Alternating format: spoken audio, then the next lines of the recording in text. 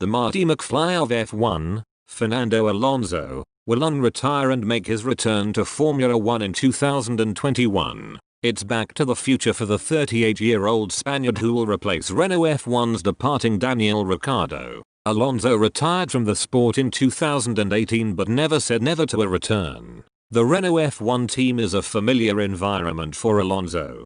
Based in rural Enston, Oxfordshire, England, Alonso won back-to-back world titles with the team in 2005 and 2006. Many are citing age as a factor against Alonso ever returning to his peak. However, sports science has improved considerably over the last 40 years, so it is no longer a case of age nor fitness. For Alonso it is simply one question: does he still have the motivation? Alonso has returned when others retire from F1, on average, at 33. The best lasts a little longer. 38 is the maximum cut-off age. Very few drivers such as Raikkonen, Schumacher and Nigel Mansell continue into their early 40s. However, there is evidence that Alonso's motivation burns as fierce as ever. Alonso wants to secure at least one more title before he finally draws the curtains for good.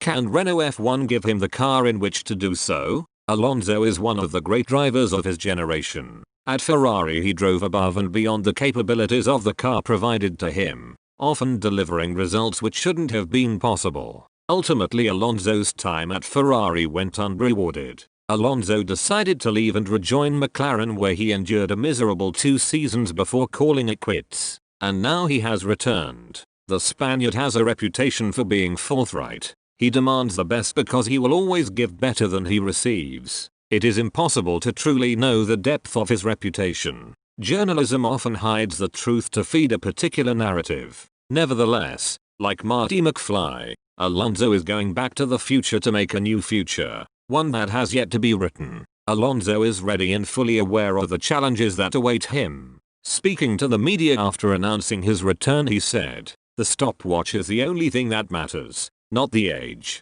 I feel ready and I feel I'm at 100% in terms of driving. I did a couple of fitness tests 15 days ago and I had the best results in my career and I am motivated, happy and stronger than ever. It's an extremely happy day for me coming back to F1 first, but also to the team with which I had the best experience in the category. Probably my first intention was to go out in 2018 and see how life was outside the bubble and have a think for the 2021 rules. I know only one team will be winning in 2020 and in 2021 probably, but I think the 2022 rules will hopefully bring some fairness to the sport and some close action with teams more level and less scope to invent something that has a large performance advantage. Whatever happens in 2021, Alonso will give his all, as he always does. He will never give up. But how will this part of the Alonso story end? Only time can write the future, for it is never written until it occurs.